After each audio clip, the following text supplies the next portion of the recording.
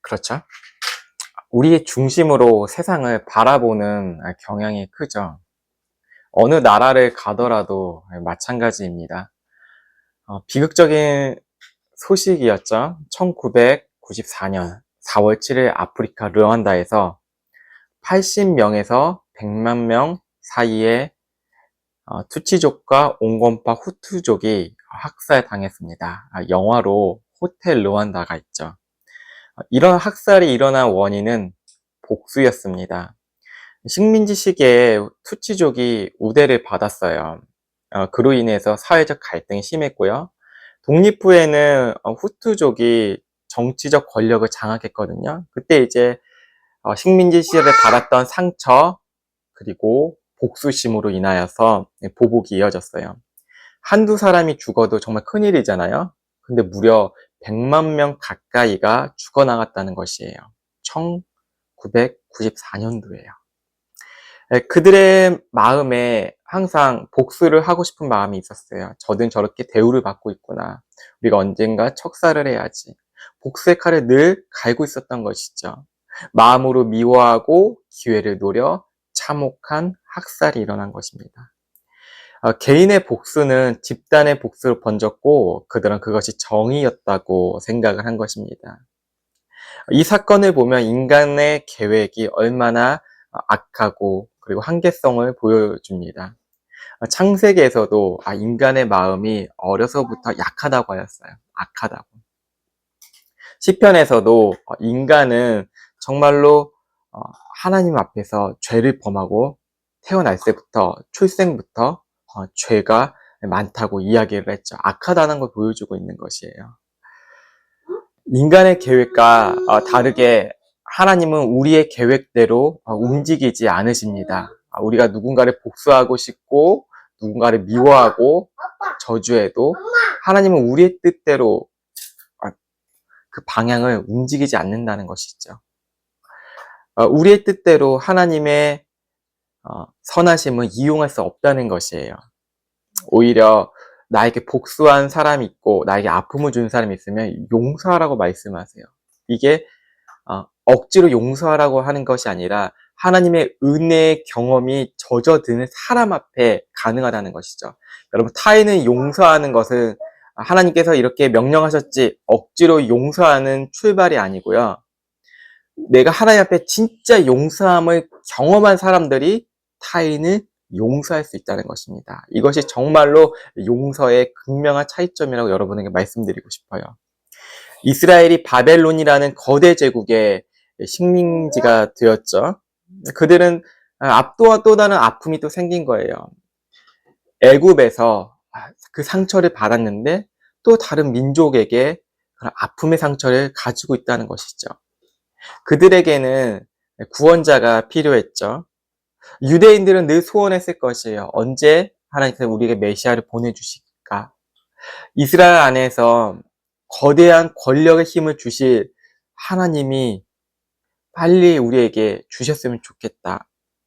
그들이 기대하는 방식과 판단은 내가 하나님의 최고의 선민이다 라는 것이에요.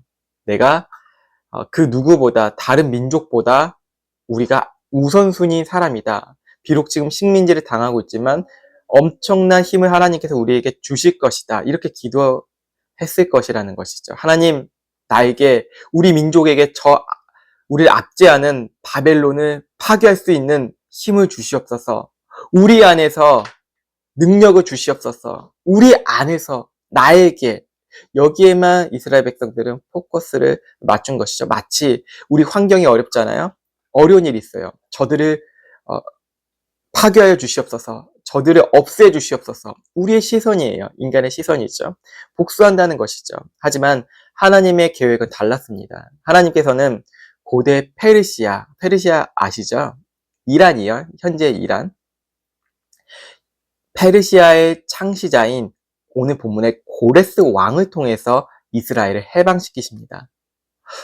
고레스 왕 여러분 많이 들어보신 분도 계시고 성경을 잘 모르신 분들 누구지라고 말씀하실 수도 있어요. 이방 민족이에요. 하나님을 모르는 왕이 그 바벨론, 거대한 바벨론을 무찌르고 이스라엘을 해방시켜줬다는 것입니다. 그는 하나님을 믿지 않는 사람이었는데 그의 종교적 배경은 다신교였어요. 다신교 아시죠? 이것도 믿고 저것도 믿고 그런 인물이었는데 하나님께서는 그에게 기름을 부으셨다고 1절에 우리가 보았죠. 그 왕의 길을 형통하게 해주셔서 이스라엘 백성들을 예배할 수 있게 해방시켜 주시고 그들을 편안하게 예루살렘으로 돌아갈 수 있도록 그런 정책도 펼쳐요. 자, 보십시오. 우리의 삶에서는 하나님은 생각지도 못한 일들을 통하여서 일하신다는 것을 여러분 정말로 기억하셔야 합니다. 우리가 우리의 정의로 이 세상을 변화시킬 수 있고 우리의 생각으로 내가 기독교를 변혁시키고 일으킬 수 있다고 생각을 해요. 사람들은 그렇잖아요. 내가 무엇을 할 수 있다고, 내가 달성하고 성취할 수 있고 우리한테 힘을 모아보자 이런 방식으로 일을 한다는 것이죠. 하지만 하나님의 방식은 하나님의 선하신 일은 우리의 계획과 생각과 전혀 예상치 못한 일들로 일하시고 발전시킨다는 것이죠.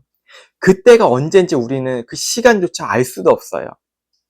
그래서 우리는 항상 이렇게 고대하죠. 이 수년 내에 부흥을 일으켜 주시옵소서. 근데 우리가 이 수년도 아닐 수도 있고 우리가 죽은 이후일 수도 있고 우리는 알 수가 없어요.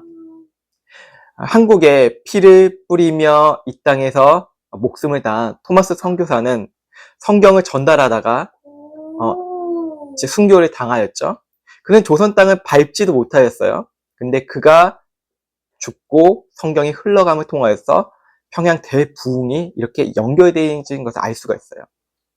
우리가 당장은 볼 수가 없어요. 이 눈에 아무 증거가 보이지 않아도 하나님은 일하신다는 것이에요. 그래서 우리의 포커스는 어디에 맞춰져야 하냐면 우리의 계획에 맞춰지는 것이 아니라 하나님께서 일하실 깨어있음에 포커스를 맞춰야 된다는 것이에요. 깨어있음.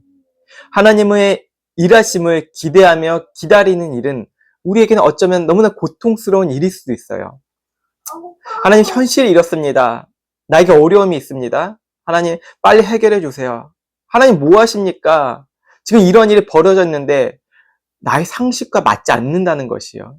내가 가진 정통적인 내가 경험한 일들과 전혀 맞지 않은데 하나님은 뭐 하고 계신다는 거예요. 하나님은 지금 숨어 계시지 않아요. 그저 우리를 방관자처럼 바라보고 있는 하나님도 아닙니다. 영화관에 있는 하나님이 아니라는 것이에요. 하나님은 자신의 일을 한 번도 쉬지 않으시고 지금도 일하시고 계신다는 것입니다. 이게 믿음의 포커스예요. 우리의 시선을 달리해야 돼요. 내 계획에 시선을 맞추지 마십시오. 여러분, 자기가 욕심내서 행했던 일들 많지 않습니까? 하나님 이거 해결해 주세요. 이런 포커스를 맞추면 분명히 절망할 수밖에 없어요. 내 안에 하나님을 향한 선하심을 믿지 않는다는 그런 하나의 모습들이라는 것이죠. 고레스 왕은 궁극적으로 누구를 예표하냐면 예수 그리스도를 예표하고 있어요. 이방 왕인데 어떻게 예수 그리스도를 예표하죠? 이스라엘을 구원하셨듯이 하나님께서 이방 왕을 통해서 이스라엘을 구원하셨듯이 자신의 백성을 구원하시는 것입니다. 이러한 선택은 인간의 지성으로 예측할 수 있거나 판단할 수가 없습니다. 예수님이 동물의 먹이통으로 태어나실 것이라는 걸 그 당시의 사람들이 알았을까요? 감히 전능하신 하나님의 아들인데 메시아가 동물통에서 먹이통에서 태어날 수 있다고? 말이 안 되죠. 예측할 수가 없죠. 전능하신 하나님의 아들이시니까 왕궁에 그래도 좀 더 비교적 중산층에 좀 태어나셔야지 좀 더 품위가 있지 않았을까요? 조금이라도. 그렇지만 그분은 말구유라고 하는데 여러분 말구유는 이제 뭐 그 시대의 말은 얘기할 수가 없어요. 좀 지형도 좀 어렵고 말이 다니게 뭐 나귀통이라고 하면 좀 적절할 것 같아요. 나귀가 먹는 그런 통에 밥그릇에 태어나셨다는 것이죠. 그런데 아무것도 모르는 마리아를 통해서 예수님이 오신다는 것입니다. 아무것도 몰라요. 처녀잖아요. 남자를 모르는 여인이에요. 어린 소녀였어요. 그 소녀를 통하여서 예수님이 하나님의 아들이 나셨다는 것이에요. 생각해 보세요. 그 여인이 지금처럼 생각해보면 우리가 좋아하는 돈의 화폐에 계신 분이 있죠. 심사인당처럼 아주 기품이 있거나 아니면 또 지혜가 엄청 넘치거나 지식인이 아니었다는 것이죠. 아무것도 모르는 여인을 통하여서 하나님께서 이 여인에게 예수 그리스도가 탄생하실 것을 예비하셨고 작정하셨다는 것이죠. 자, 보십시오. 하나님의 구원은 이 세상에 정치적 제도와 힘으로부터 일어나지 않음을 보게 됩니다. 정말 하나님이 이 세상의 정치적 제도와 힘으로 예수님을 태어나게 하셨다면 로마의 왕궁에서 태어나셨다고 하시는 게 정확할 것입니다. 아니면 우리가 이스라엘 정서를 볼 때 그 유대인의 그 한 사람이 어차저차 해서 그 모세가 애굽에서 공주의 눈에 띄었듯이 어떻게 해서 이렇게 해서 로마의 왕으로 태어났다. 왕의 아들로. 그런 입양이 되었다 하면 좀 더 괜찮을 것 같아요. 이야기가 스토리가 매끄러울 것 같고. 하지만 그렇지 않았다는 것이죠. 하나님의 구원은 권력으로부터 나온 것이 아닌 낮은 자리, 인간이 예측하지 못하는 자리에서 나온다는 것입니다. 자신이 주목받지 못한 일을 여러분 하고 있다고 생각해 보세요. 내가 하나님의 일을 하고 있는데 매주 내가 하는 일은 교회에서 열심히 설거지하고 그리고 남이 보지 않는 화장실 청소를 하는 것이라고 생각해 보세요. 여러분 그것을 좀 더 우리는 낮게 여기잖아요. 마음속에 좀 더 그렇잖아요. 대형교회 목사님이라고 생각해 보세요. 대형교회 목사님 비하하는 거 아니고 우리가 인식에서 좀 그렇다는 것이잖아요. 대형교회 목사님이 매주 화장실 청소를 하고 매주 힘든 허드렛 일을 한다고 생각해 보세요. 우리 이치에 맞지 않다는 것입니다. 하지만 우리가 그 누가 되었던 간에 어렵고 힘든 주차 봉사나 아니면 선교지에서 어려운 힘을 당하거나 고난을 당하거나 그 상관없다는 것입니다. 여러분은 대형 제사장이라는 것입니다. 한 분 한 분이 대형 제사장으로 부르셨다는 것입니다. 여러분 좀 위로가 되시나요? 위로가 별로 안 되시나요? 대형 제사장님 뭔 소리십니까? 이것입니까? 왕 같은 제사장보다 좀 못한 게 대형 제사장이잖아요? 왕 같은 제사장 우리를 부르셨다는 것입니다. 이게 왜 놀랍냐면 고레스를 통해서 유대인들이 바벨론 포로에서 해방되었잖아요. 해방도 시켜준 마당에 예루살렘의 성전을 재건하도록 허락합니다. 고레스는 친화적인 정책을 하였지만 그 안에서 하나님의 섭리가 있다는 것을 보여줍니다. 이사야서에서 이렇게 45장에서 고레스가 나왔죠. 에스라 1장 1절에서 2절에서는 바사왕 고레스가 이렇게 말한다. 하늘의 하나님 여호와께서 세상의 만국을 내게 주셨고 나에게 명령하여 유다 예루살렘에 그를 위하여 성전을 건축하라고 하셨다. 하나님은 그 이방 왕을 통하여서도 말씀하셨다는 것이죠. 뿐만 아니라 가진 것도 없는 유대인들, 폭삭망하고 아무것도 재건할 수 없는 그 유대인들에게 성전 건축할 재정도 지원해줬다는 것이죠. 무려 42,000명의 유대인들이 예루살렘으로 돌아왔어요. 그들이 갈 때 먹을 거 필요하잖아요. 입을 거 필요하잖아요. 다 제공했다는 것이죠. 그들이 돌아와 하나님 앞에 한 것은 첫 번째 예배 드렸다는 것입니다. 예배를 드리고 그 공사를 시작했다는 거예요. 여러분 그 성전 공사가 쉽게 된 것이 절대 아니에요. 성경을 보시면 회방자들이 엄청 많았어요.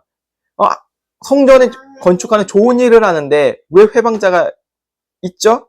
하나님 말도 안 되잖아. 이렇게 얘기하실 수도 있을 텐데 그 회방자를 통해서 하나님께서 말씀하시는 것을 더 깊게 의지할 것은 하나님뿐이라는 것을 더 그들은 알았을 것이에요. 자, 이 성전의 이 재건은 예수 그리스도의 모형이에요. 예수님은 자신을 통해서 새 성전을 짓습니다. 여러분 아시죠?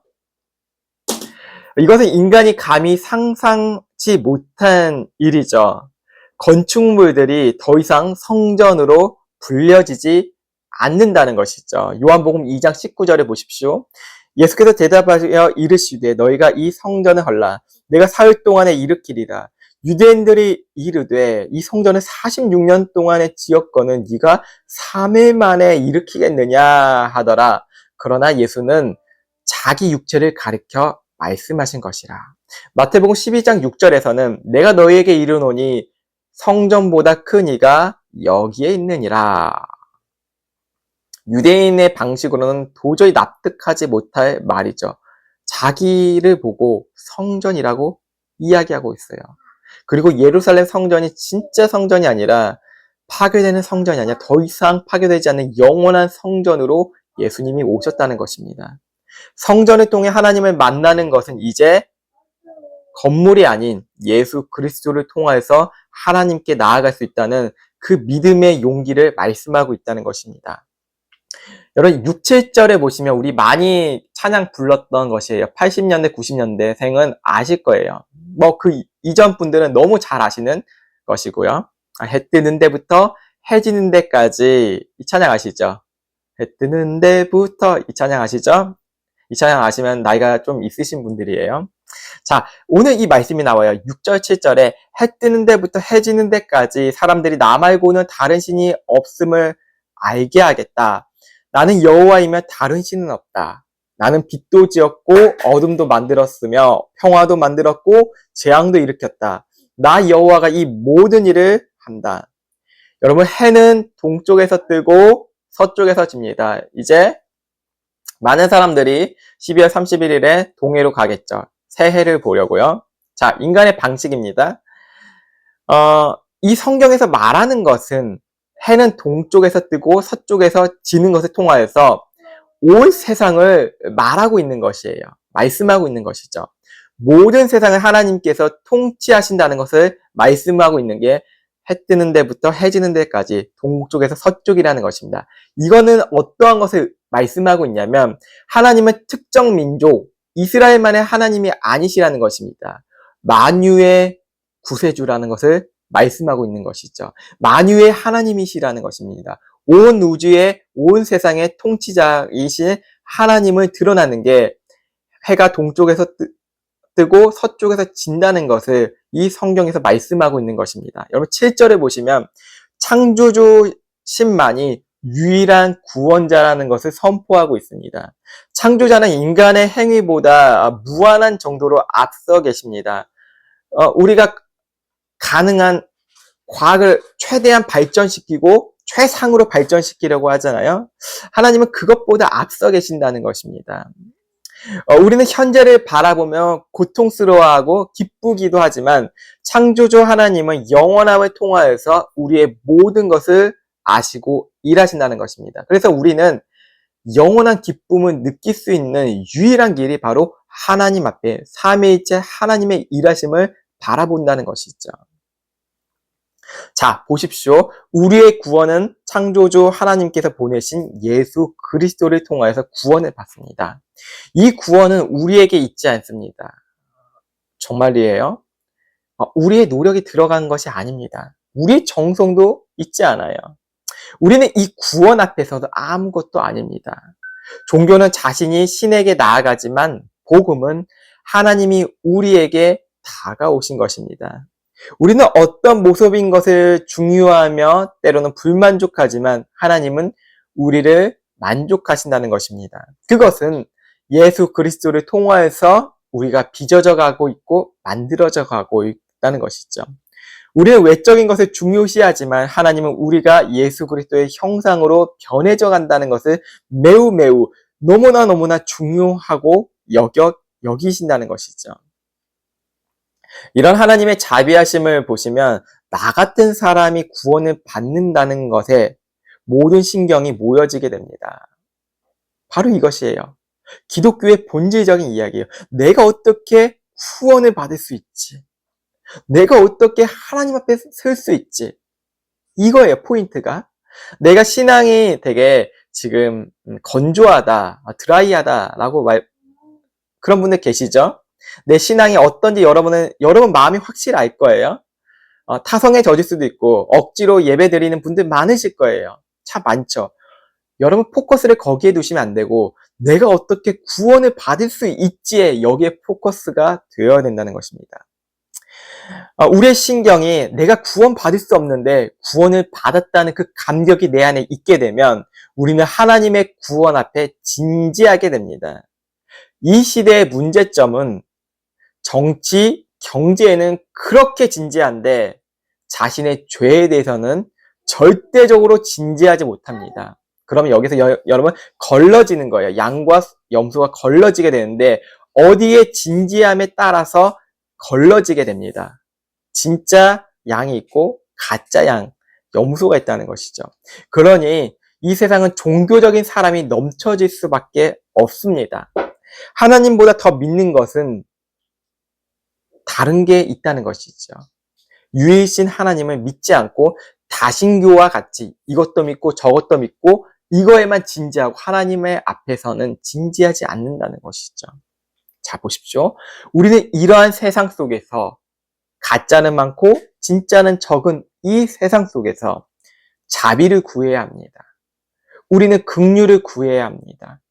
우리 자신이 죄에 대해서 그 무엇보다 진중하고 진지하게 생각하는 그 은혜를 달라고 기도하셔야 됩니다.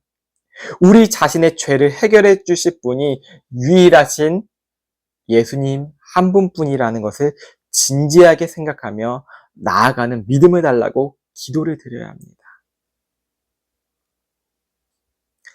여러분, 영안실에 안치되어 있는 사람의 몸에 지니는 것은 아무것도 없습니다. 설령 그게 금반지고 금 이빨이라고 할지라도 설령 그 고인 안에 로또 1등 번호가 있더라도 아무 의미가 없습니다. 우리는 이와 같이 죽은 자들이었습니다. 우리에게 필요한 것은 영원한 생명입니다. 바로 생명이신 예수 그리스도의 이름입니다. 사도행전 3장에서는 걷지 못한 사람이 성전 앞에 구걸하고 있다는 것을 기록하고 있습니다. 성전 앞이라는 것을 주목해 보십시오. 베드로와 요한이 성전에 들어가려고 기도하려고 하는 중에 한 사람이 구걸을 하고 있습니다. 걷지 못한 자였어요. 베드로는 자신이 가진 것이 없다고 이야기를 하였습니다. 그러나 한 가지가 있다고 했는데 그것은 무엇이냐? 바로 예수 그리스도의 이름이라는 것입니다. 진정한 성전이 살아계신 예수 그리스도의 이름이라는 것이죠. 그의 이름으로 죽은 자들이 다시 살아나게 되어 걷게 된다는 것입니다. 우리에게 필요한 것은 비트코인이나 주식이나 아파트 등기번호가 아닙니다. 우리에게 유일한 구원의 이름이신 예수 그리스도의 이름으로 이 세상을 누리며 나아가야 된다는 것입니다. 자, 예수 그리스도의 이름으로 우리가 다시 일어날 것입니다. 예수 그리스도의 그 이름만이 정치적 혼란을 잠재우게 할 것입니다. 예수 그리스도의 이름만이 우리의 삶을 기틀을 바꿔놓을 것입니다. 자, 일어나 걸읍시다. 우리의 신랑 되신 예수님이 우리와 함께 하십니다. 기도하시겠습니다. 존귀하신 주님 감사합니다. 말씀을 선포하였습니다. 선포한 말씀이 하나님의 마음이 있는 그 제일 좋은 고르고 고른 진토 그 마음에 잘 뿌려져 열매 맺게 하여 주시옵소서. 심으시고 거두시는 분은 모든 이름의 주인이신 하나님이십니다. 이 시간 말씀을 통하여서 우리가 열매 맺는 그 아름답고 고귀한 그 현장을 바라보며 기뻐할 수 있는 우리들 될 수 있도록 축복하여 주시옵소서.